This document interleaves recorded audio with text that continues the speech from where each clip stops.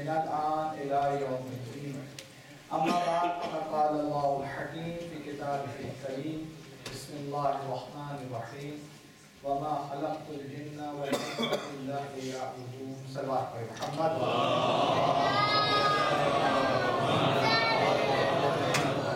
حضرات عزیز، ایک سورہ فاتحہ کی درخواست ہے. شبیر احمد جعفری، زرینہ جعفری، ابن رفع جعفری، رئیسہ جعفری اور مولانا موسیٰ نجفی تمام مرحومین موجود ہیں.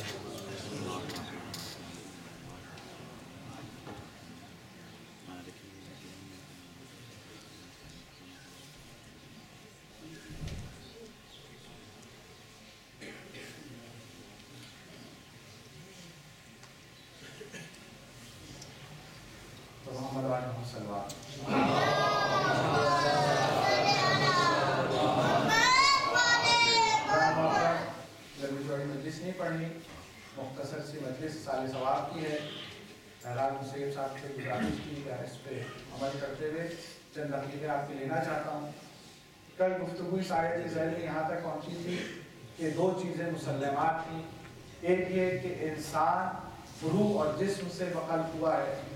دوسرا یہ کہ روح اور جسم میں اصالت جو ہے وہ روح کی ہے نہ کہ جسم کی ہے.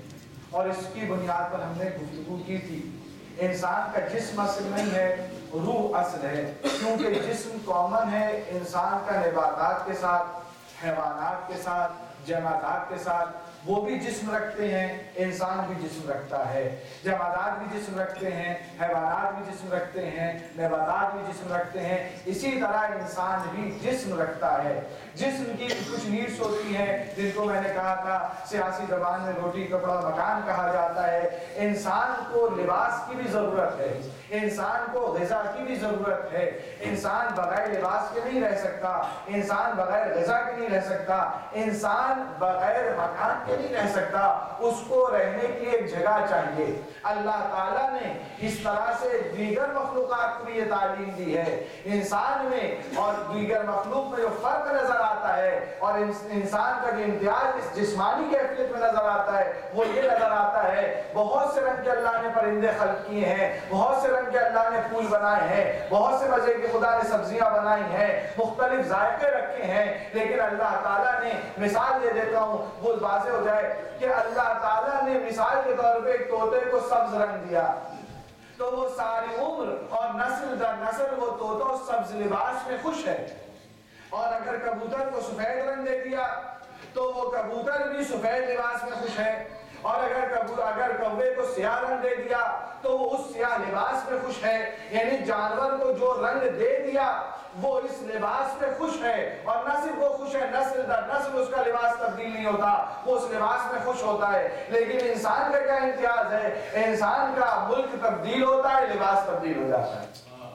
زمانہ تبدیل ہوتا ہے، لباس تبدیل ہو جاتا ہے. موسم تبدیل ہوتا ہے، لباس تبدیل ہو جاتا ہے. یہ تو بڑی مثالیں دے دی. سورج جب نکلتا ہے اس وقت لباس اور پہنتا ہے، جب غروب ہوتا ہے تو لباس اور پہنتا ہے. دن کا لباس اور ہوتا ہے، رات کا لباس اور ہوتا ہے. گھر کا لباس اور ہوتا ہے، باہر کا لباس اور ہوتا ہے. انسان ایک لباس میں زندگی نہیں گزارتا، ایک رنگ میں زندگی نہیں گزارتا. اللہ نے جن جانوروں کو ویجیٹیرین بنایا تھا وہ ویجیٹیرین کھاتے ہوئے، وہ سبزی کھاتے ہوئے نہیں تھکتے ہیں، ان کا دل نہیں کرتا ہے، وہ وہی کھاتے ہیں، ان کا موڈ ہی نہیں کرتا اس کے علاوہ. اور جن کو گوشت خور بنایا اللہ تعالیٰ نے ان کا گوشت کھانے سے دل نہیں کرتا. لیکن انسان ایسا نہیں ہے.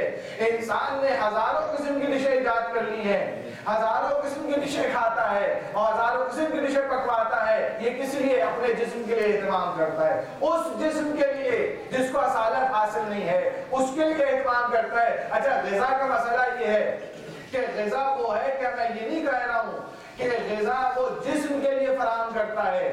نہیں، جسم کے لیے کوئی بھی انسان غذا کھا لے اس کی حیات باقی رہے گی، اس کو توانائی ملتی رہے گی، مختلف ذائقوں کی ضرورت نہیں ہے. وہ اللہ تعالیٰ نے جو قوت ذائقہ دیا ہے انسان کو، ایک چھوٹی سی جو زبان لگا دی ہے، بلکہ پوری زبان بھی نہ کہوں، زبان کا اگلا حصہ جس میں اللہ نے قوت ذائقہ رکھا ہے، یہ تمام ڈشیں اسی قوت ذائقہ کا کمال ہے.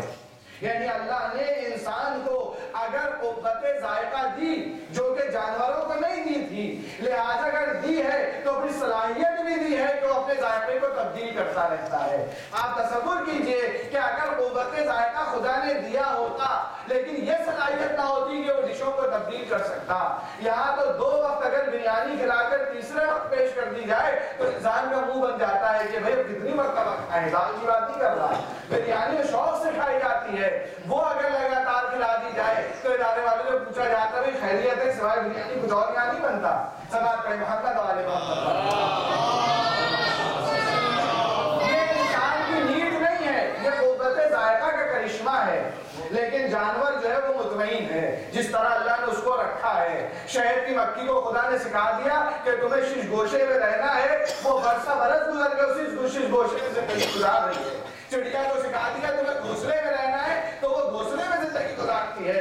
چیونٹی کو سکھا دیا تمہیں بل میں رہنا ہے تو وہ بل میں ساری زندگی گزار دیتی ہے۔ لیکن یہ انسان کا مزاج ہے، جب 2 بیڈ روم مل جاتا ہے تو کہتا ہے 3 بیڈ روم ہونا چاہیے، جب 3 ہو جاتا ہے تو کہتا ہے بنگلہ ہونا چاہیے، بنگلہ ہو جاتا ہے تو پھر فارم ہاؤس ہونا چاہیے۔ پھر انسان کی جو خواہشات ہیں وہ ختم نہیں ہوتی۔ یہ جسمانی خواہشات کی بات کر رہا ہوں، وہ انسانی ختم نہیں ہوتی۔ یہ بھول جاتا ہے کہ جتنے ہی لباس وہ پہن لے، جتنے ہی لباس کا اہتمام کر لے، جتنے ہی گھر تبدیل کر لے، آخر میں اسے چند گز لباس ہی مہیا ہوگا جسے کفن کہا جاتا ہے۔ آخر میں اسے چند گز کی قبر ہی نصیب ہوگی، اس سے بڑی قبر نہیں ملنے والی۔ پیسہ دیکھ کر کسی قبر کو بڑا اور چھوٹا نہیں بنایا جائے گا، نہ منصب دیکھ کر، نہ مقام دیکھ کر، نہ علم دیکھ کر، نہ تقویٰ دیکھ کر، یہ چیزیں معیاری ہوں گی۔ قبر انسان کو اتنی ملے گی جتنی سب کو قبر ملتی ہے، وہ بھی اگر ہم دہشت گردوں سے بچ جائیں، دہشت گرد بچ جائیں تو قبر نصیب ہوگی اور کفن نصیب ہوگا، ورنہ وہ بھی نصیب نہیں ہوتا۔ اگر انسان ہوائی اڑ جائے تو پھر نہ قبر کفن ملتی ہے نہ قبر ملتا ہے۔ صلوات پڑھیں محمد علیہ محمد۔ لہذا اللہ تعالیٰ نے اس کے مقابلے میں روح رکھی، اس سے انسان غافل ہے، اس کی غذا سے بھی غافل ہے، اس کے لباس سے بھی غافل ہے، اس کی طہارت سے بھی غافل ہے۔ اللہ نے اس روح کو رکھا اصل، جسے قبر کے سال کے آگے برزخ میں بھی جانا ہے، قیامت تک اس کو رہنا ہے، وہ ختم نہیں ہونے والی، کل عرض کر چکا۔ اس روح سے انسان غافل ہے۔ اللہ نے جب اس روح کی غذائیت کا اہتمام کیا، اسی کو مقصد تخلیق انسان بنا دیا، کہا تمہیں میں خلق اس لیے کر رہا ہوں تاکہ تم عبادت انجام دو۔ عبادت وہ ہے جو مقصد تخلیق انسان ہے۔ اور پھر خدا کیونکہ مزاج انسان کو جانتا تھا، انسان کا مزاج جو ہے، میں کسی مجلس میں کہہ چکا ہوں کہ یہ بین الاقوامی طور پر دنیا بھر میں جو خبریں پڑھنے والے ہوتے ہیں وہ 2 افراد کیوں ہوتے ہیں؟ کیوں ہوتے ہیں؟ زیادہ تر تو مرد و عورت ہوتے ہیں، نہیں بھی ہوتا 2 مرد ہو یا 2 عورتیں، 2 ضرور ہوتے ہیں۔ کیوں ہوتے ہیں؟ اس لیے میڈیا والے اس بات کو جانتے ہیں، وہ اس انسان کی سائیکی کو جانتے ہیں کہ اگر ایک شخص 10 منٹ خبریں پڑھتا رہے تو سننے والا تھک جاتا ہے۔ اس کے کان کو بھی تنوع چاہیے، صرف زبان کو نہیں چاہیے، کان بھی مختلف لہجوں کو پسند کرتا ہے۔ تبھی تو کسی نے جب اپنے محبوب کو بلایا تھا تو اس لہجے میں گفتگو کی تھی جو اپنے محبوب کو پسند تھا۔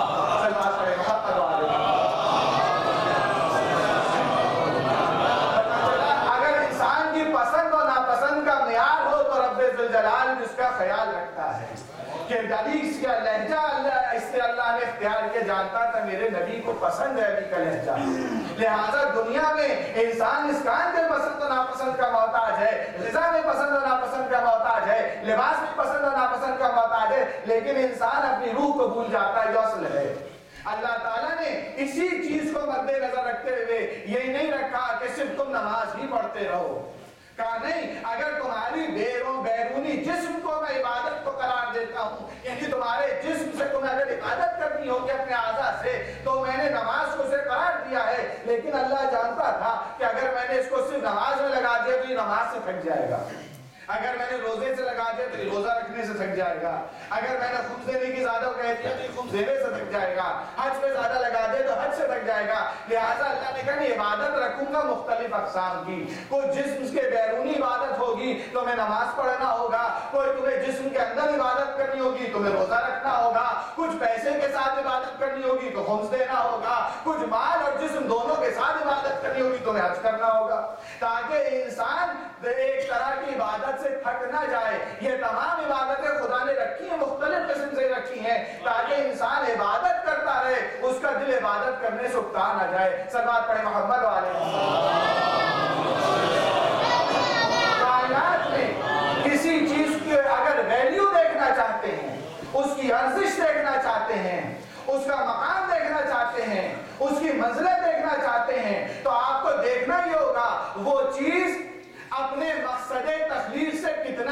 नजदीक है।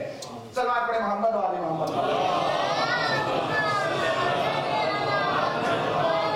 उसको ये देखना होगा कि वो चीज अपने मकसद तख्लीक से कितना नजदीक है। जो चीज अपने मकसद तख्लीक के जितने नजदीक होती है उसकी उतनी कीमत बढ़ जाती है। इस अंगूठी की क्या कीमत है?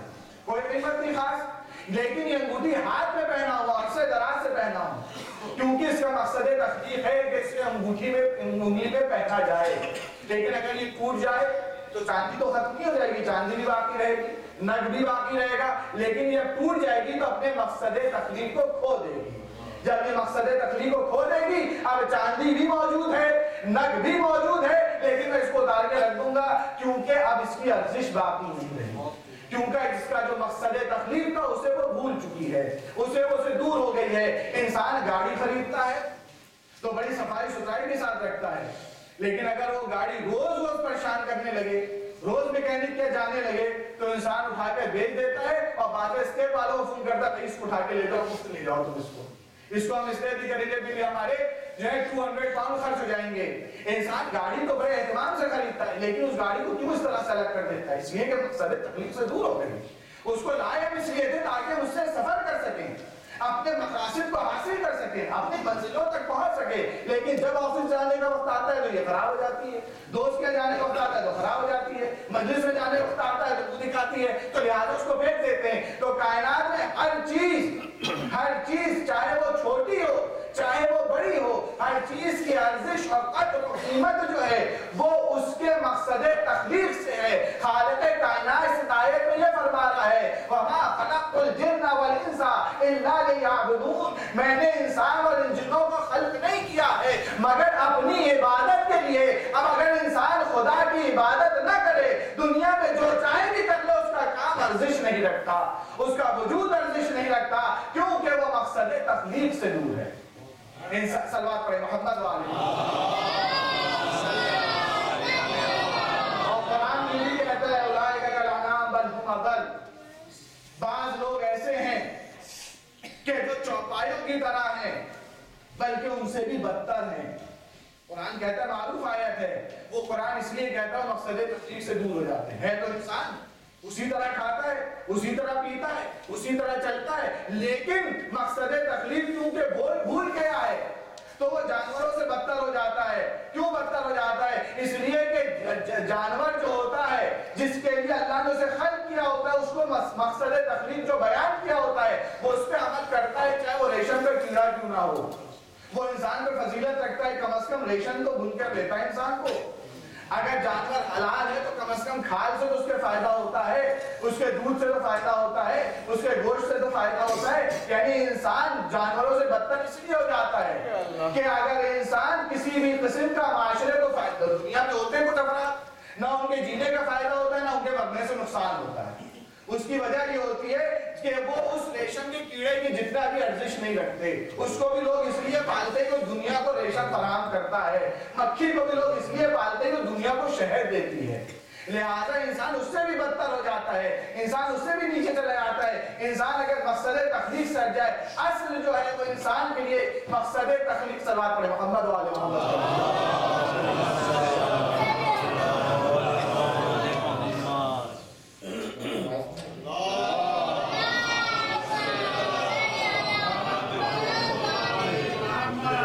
इंसान अगर अपने मकसद तख्लीक से हट जाए तो उसकी कोई कदर और कीमत बाकी नहीं रहती। इंसान जब इबादत को अंजाम देता है तो इबादत के 3 मरहले, एक इबादत का अव्वली मरहला है इबादत से पहले, एक इबादत है खुद वो जो इबादत को अंजाम दे रहा है, और एक इबादत के बाद होता है। इबादत कभी फासिल पहले मरहले में हो जाती है, कभी दूसरे मरहले में हो जाती है, कभी तीसरे मरहले में हो जाती है। इबादत इसलिए कि हो सकता है किसी का पहला मरहला सही हो दूसरा खराब हो जाए, अगर दूसरा सही हो तो तीसरा खराब हो जाए। क्या मुराद है? मुराद ये है कि इबादत एक नियत होती है इबादत करने की, अगर नियत ही में रियाकारी आ जाए तो इबादत वहीं फासिल हो जाती, चाहे इंसान कुछ भी अंजाम देता रहे। और एक खुद वो अमल होता है, वो इबादत का अमल होता है, अगर वो इबादत का अमल इंसान सही से ना अंजाम दे, फिर तकाज़ों के मुताबिक अंजाम ना दे, इंसान सही से अंजाम ना दे, या अंजाम दे मगर वो अल्लाह के लिए ना हो, या شریعت کے مطابق نہ ہو تو وہ عبادت بھی انسان کی باطل ہو جاتی ہے، فاسد ہو جاتی ہے۔ انسان کی نیت بھی صحیح ہو، انسان کی عبادت بھی صحیح ہو، یعنی نیت بھی اس نے صحیح کی تھی، عبادت بھی صحیح کی تھی، جب عبادت کر چکا تب اس میں تکبر آ گیا کہ میں تو عبادت کرنے والا ہوں، میں تو نماز پڑھنے والا ہوں، یہ نماز نہیں پڑھتا، میں تو داڑھی رکھتا ہوں، یہ داڑھی نہیں رکھتا، میں عزاداری کرتا ہوں، عزاداری نہیں کرتا، میں فلاں کام کرتا ہوں، یہ فلاں کام نہیں کرتا، میں نے پورے روزے رکھنے آدھے روزہ بھی نہیں رکھا۔ اگر انسان کے دل میں یہ آ گیا تو عبادت، اگر نیت صحیح بھی ہو، عمل صحیح بھی ہو، اگر وہ تکبر آ گیا تو پھر وہ مقصد عبادت کو بھول جاتا ہے۔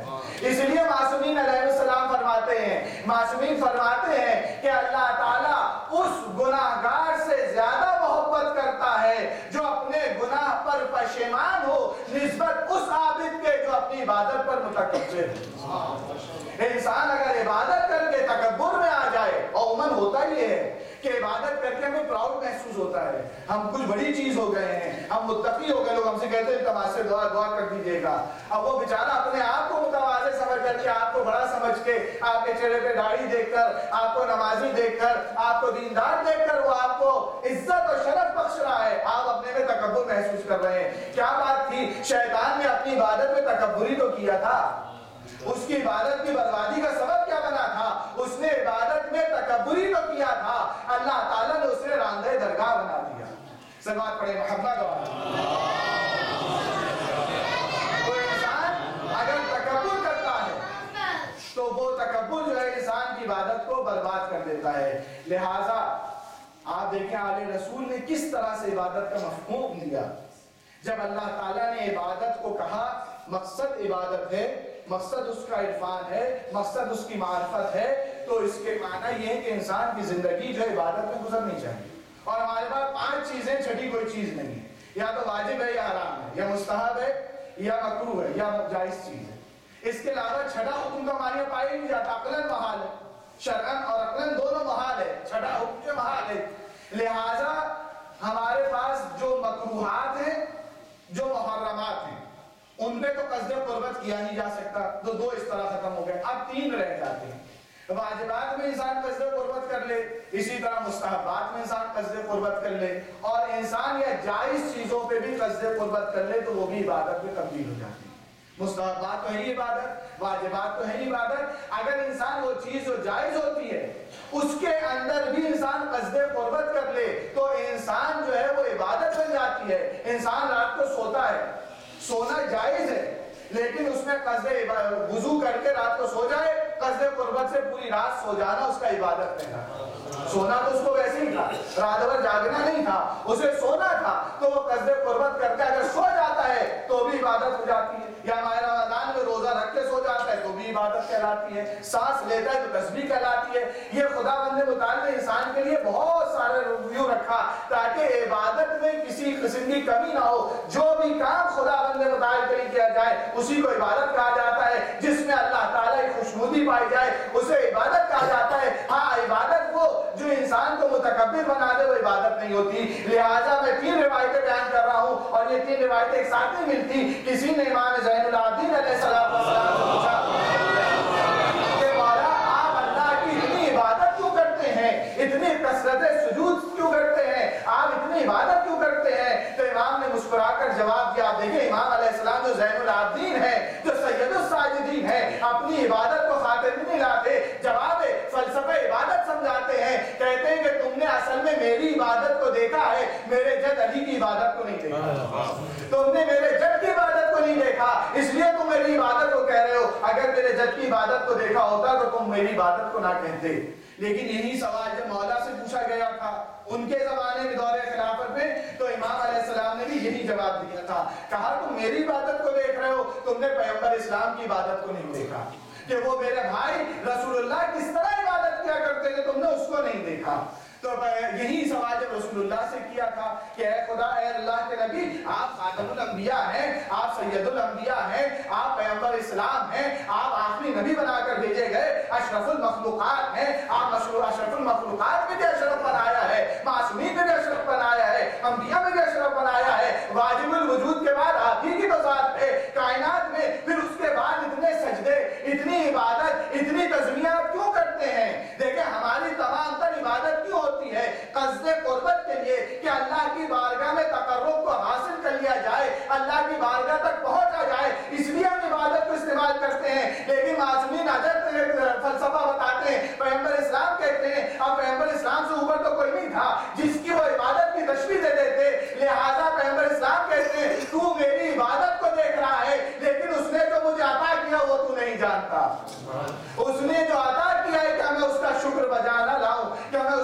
शुक्रगुजार बंदा ना बन जाऊं। क्यों पैगंबर इस्लाम फरमा रहे हैं? पैगंबर इस्लाम पूरी इबादत के फलसफे को बता रहे हैं कि देखो तुम जो इबादत करते हो वो कुछ चीज के हुसूल के लिए करते हो। अल्लाह ने हमें अता इतना कर दिया है कि हम उसके शुक्र में इबादत करते हैं। यानी आले रसूल और रसूल उस मकाम पर इबादत करते हैं कि अब यहाँ पर अल्लाह की तहसील नहीं चाह रहे। अल्लाह ने जिनको अता किया है ये उसके शुक्राने में इबादत करते हैं। ये अपनी इबादतों में नाज नहीं करते, चाहे इनको ज़ैनुल आबिदीन कह दिया जाए, चाहे सैयदुस साजिदीन कह दिया जाए। छठे इमाम जाफर सादिक अलैहिस्सलाम फरमाते हैं कि दुनिया में अगर तुम खुश रहना चाहते हो तो मादी वसाइल में तुम अपने से पस्त अफराद को देखो और मानवी मसाइल में अपने से बुलंद अफराद को देखो, तो इस दुनिया में खुश रहोगे। अगर खुद एक कमरे के मकान में रहते हो तो देखो जो बेचारा किराए के मकान में रहता है उसको देखो, कितने जो किराए के मकान में रहते हैं। अगर तुम्हारे पास पुरानी मॉडल की गाड़ी है तो देखो किसी पास गाड़ी नहीं, बेचारा पैदल चलता है। दुनिया में अगर खुश रहना तरीका यही है। लेकिन अगर मानवियात में अगर तुम 4 रकअत नमाज पढ़ो, देखो कोई 8 रकअत भी नमाज पढ़ता है। अपनी 4 रकअत पे इतराने की बात नहीं है। तो इंसान के लिए इबादत जो है, इबादत अगर तकब्बुर से इंसान को निकालती है तो वही इबादत कहलाती है। और वही इंसान का मकसद तखलीक ही यही है कि इंसान को अल्लाह ने खल्क इसलिए किया है और अल्लाह ताला को जाहिर इबादत की तो जरूरत नहीं है। देखिए मैं जल्दी एक मिसालें दे दूं। अल्लाह ताला ने तमाम कायनात को इंसान के लिए बनाया और इंसान को अपने लिए बनाया, यानी अपनी जात के लिए खुदा ने बनाया।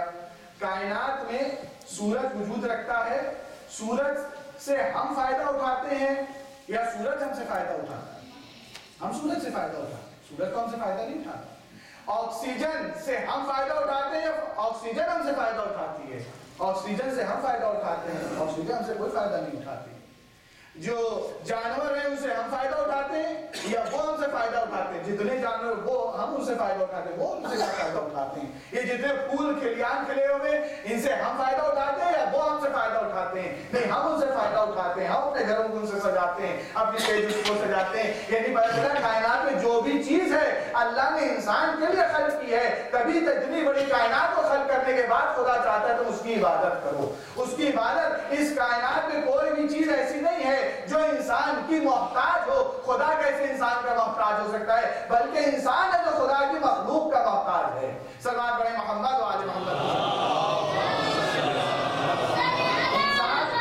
इंसान जो है फैज़ान मोहतरम अपनी गुफ्तगू तमाम किया, लेकिन एक बात कहने का इरादा नहीं था।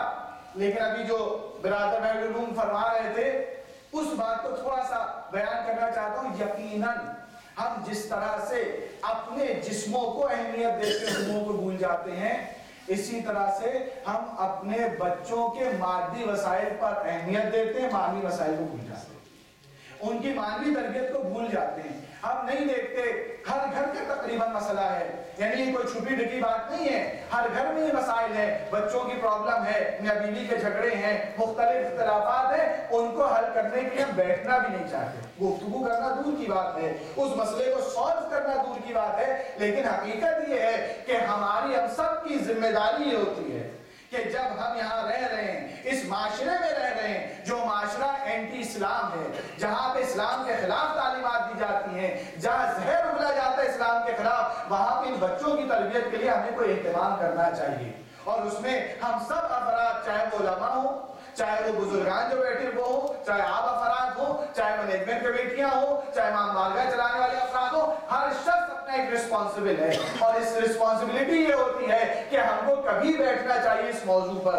कभी हमें इतनी हम मजालिस करते हैं, इतनी हम महफिलें करते हैं, इतनी हम सालगिरहें मनाते हैं, इतने हम जश्न मनाते हैं, इतनी हम दावतें करते हैं, अपने घरों पे बुलाते हैं, पता नहीं कौन कौन सी महफिलें हम अंजाम देते हैं, प्राइवेट महफिलें भी अंजाम देते हैं, अपने पर्सनल दोस्तों को बुलाते हैं। लेकिन कभी हम एक दफा सर जोड़ के नहीं बैठते कि हम अपने इस माशरती मसाइल को किस तरह से हल करें, इन फैमिली प्रॉब्लम्स को कैसे हल करें। उसका रास्ता सिर्फ इंसान ये, अल्लाह ताला ने ये इंस्टीट्यूट आपको दिया है, जिसे हम इदारे जाफरिया कहते हैं, जिसे हम इमाम बारगाह कहते हैं, जिसे हम मस्जिद कहते हैं, जिसे हम सेंटर कहते हैं।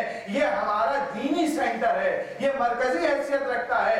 यहाँ पर हमें इस बातों के लिए जमा होना चाहिए, बैठना चाहिए, वक्त निकालना चाहिए। बुजुर्गान आए, उलमा को बुलाया जाए, कमेटी वालों को बुलाया जाए, जो सेंसिबल अफराद है वो आए, आकर बैठे, इसको تربیت کے لیے کیا اہتمام کیا جائے, کیسے وہ ماحول فراہم کیا جائے جس میں بچوں کو اسلام کو اور ان کے دین کو بچایا جا سکے, کیونکہ امیر المومنین علی بن ابی طالب فرماتے ہیں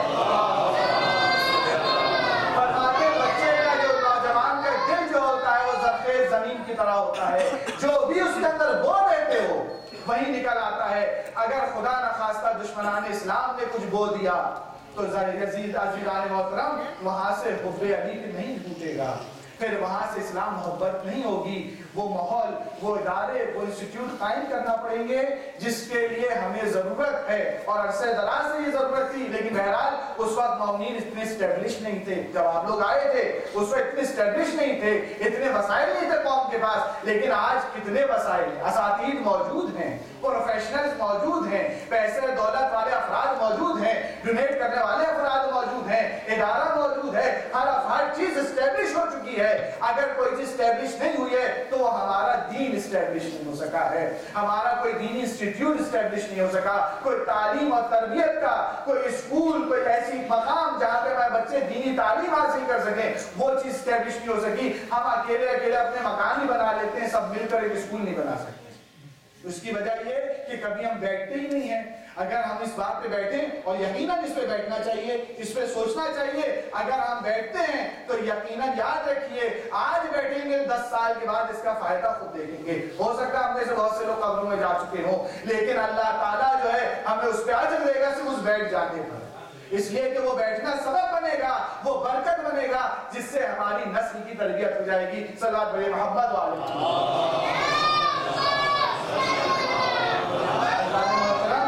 آپ دیکھیں کربلا کیونکہ ہمارے لیے درسگاہ ہے, کربلا کے بچے اتنے تعلیم یافتہ و باکردار تھے کہ آپ نے علماء سے سنتے رہے ہیں کہ ایسا نہیں ہے کہ حسین علیہ السلام نے صرف بیعت کا انکار کیا تھا. حسین کے گھرانے کسی عورت نے بھی نہیں کہا تھا جا کے یزید کی بیعت کر لیں تاکہ ہماری جان چھٹ جائے.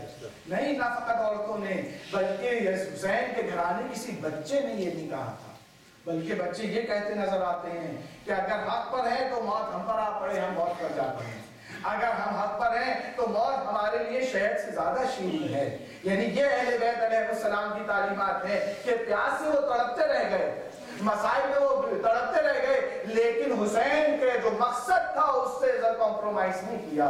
کہا جو حسین کا مقصد ہے اس پہ حسین کے آئے نہیں آئے, کہاں پیاس برداشت کریں گے, بھوک برداشت کریں گے. یہ محرم اور یہ سفر کا مہینہ اہل بیت کی اسارت کا مہینہ ہے. اس میں اہل بیت کو جب اسیر کیا گیا انسان محترم, اگر کوئی شخص کسی اجنبی شہر میں جاتا ہے اور اگر وہاں رسوائی ہو جائے تو انسان کو اتنی شرمندگی نہیں ہوتی, لیکن اس شہر میں آؤ جہاں پر باپ نے حکومت کی ہو, جہاں شہزادی بن کے زینب رہی ہو, جہاں پر زینب نے تفسیر قرآن کے درس دی ہو, جہاں پہ لوگوں کو قرآن پڑھنا زینب نے سکھایا ہو. اب اس شہر میں اگر بیوی کو لایا جائے اور اس عالم میں لایا جائے کہ ان کی چادروں کو چھین لیا جائے, ان کو رسن بستہ کر دیا جائے, اب سوچے زینب کے دل پر کیا گزرتی ہوگی, کس حال سے اس شہر میں کوفہ میں داخل ہوئی ہوگی بیوی جس شہر میں ایک دفعہ شہزادی بن کے رہ چکی ہو. یہی وہ شہر تھا جہاں پر کوئی زینب کی پرچھائی بھی نہیں دیکھ سکتا تھا. آج زینب جو ہے بے کجاوا اونٹوں پر بیٹھی ہوئی ہے. ایزان محترم یقیناً یہ مصیبت کا مقام ہے. مقاتل اہل مقاتل لکھتے ہیں کہ جب یہ قافلہ پہنچا ہے کوفے تو کوفے میں گھنٹوں اس قافلے کو روکا گیا اور یہ کہہ کر روکا گیا کہ ابھی تزئین آرائش کا کام جاری ہے, دربار سجایا جا رہا ہے, اور اس پہ روکا گیا. ابن زیاد کہتا ہے لوگوں کا ہجوم جمع کرو تاکہ لوگ دیکھ سکیں کہ ان کا ہم نے حال کیا کیا ہے. بس یہی وہ مقام تھا جب ہجوم جمع ہو گیا کہ علی کی بیٹیاں وہاں پر تھیں, علی کے گھرانے کی بیٹیاں تھیں, اہل بیت رسول کی بیٹیاں تھیں, ان کی بہو بیٹیاں جمع تھیں. لہذا جب ہجوم جمع ہو گیا تو حسین نے وہاں پہ قرآن کی تلاوت کو شروع کر دیا, کیونکہ حسین نہیں چاہتے تھے کہ لوگ میری بہنوں کی طرف نگاہ کریں. لہذا آپ نے تلاوت کرنا شروع کر دی. لیکن عزیزوں پھر بھی بس نہ چلا, اسی طرح اہل بیت میں ظلم ہوا. یہاں تک کہ دربار ابن زیاد میں جاتے ہیں, اور ابن زیاد میں دربار میں جب جاتے ہیں سب سے پہلے وہ جناب زینب سلام اللہ علیہ سے بد کلامی کرتا ہے. اس کے بعد بیوی جب پیچھے ہٹ جاتی ہے تو وہ امام سجاد سے مخاطب ہوتا ہے اور کہتے ہیں تم کون ہو؟ کہتے ہیں میں علی بن حسین ہوں. تو کہتے وہ تو قتل کر دیا گیا. کہا وہ میرا بھائی قتل کیا بلکہ اللہ نے تمہیں قتل کر دیا۔ عزیزان موت، امام نے جب جواب دیا ہے تو اس وقت جو غربت کا عالم تھا، جیسے امام نے جواب دیا ایک مرتبہ ابن زیاد کو غصہ آتا ہے، کہتا ہے اس شخص کی بھی گردن سر سے تن سے جدا کر دی جائے، لہذا یہ جلاد آگے بڑھتا ہے، جناب زینب آگے آ جاتی ہے اور اگر رسول کا کوئی مقابلہ کرنے والا نہیں ہے۔ ایک مرتبہ جناب زینب آتی ہے، اپنی گردن کو زین العابدین کی گردن پر رکھ کر کہتی ہے شقی ہمارے لیے تو نے کسی کو نہیں چھوڑا ہے، اگر تو چاہتا ہے کہ اس کو قتل کر دے پہلے مجھے قتل کرنا ہوگا۔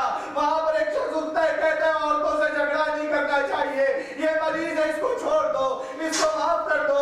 عزیزو یہاں پر مصیبت تمام نہیں ہوئی، مصیبت اس سے زیادہ آگے بڑھ گئی۔ جب حسین کا سر ابن زیاد کے سامنے رکھا گیا، ابن زیاد نے جب کپڑا اس پہ ہٹایا تو خاردار چھڑی سے دندان مبارک کو چھیڑنے لگا۔ بس یہ دیکھنا تھا کہ ایک صحابی رسول طرف گئے کہ ابن زیاد اس چھڑی کو اپنے دندان حسین سے ہٹا دے، اس لیے کہ میں نے خود رسول کو بوسہ کرتے دیکھا ہے۔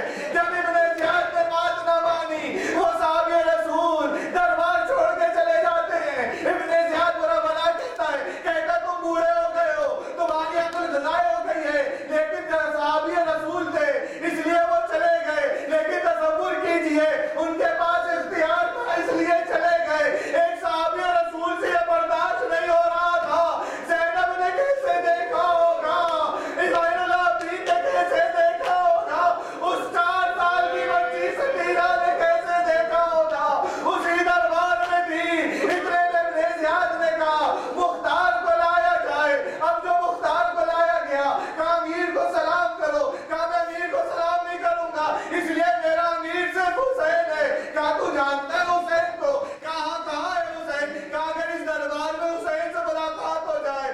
ایک مرتبہ چلی بولتے ہیں، کہتے ہیں پلید تیرے دربار میں حسین نہیں آ سکتا، بس اس کپڑے کو ہٹایا، حسین کا سر آگے کر دیا، مختار کی زنجیریں ٹوٹ گئی۔ ایک مرتبہ جلال آتا ہے، قبضے پہ ہاتھ ڈالتے غلام کے، ابن زیاد کو قتل کرنا چاہتے ہیں کہ پیچھے سے کچھ زنجیروں کی آواز آتی ہے، ہاتھ رکھتے کاندھے پر۔ اب جو پلٹنا چاہا، کہا پیچھے نہ پلٹنا، میں تمہارا چوتھا امام ہوں، اس تلوار کو پھینک دو، پیچھے پلٹ کے نہ دیکھنا، میں اکیلے نہیں آیا ہوں، میں حرم کے ساتھ بیویوں کے ساتھ آیا ہوں۔ اللہ لعنت اللہ، خدا ہماری صحیح عبادت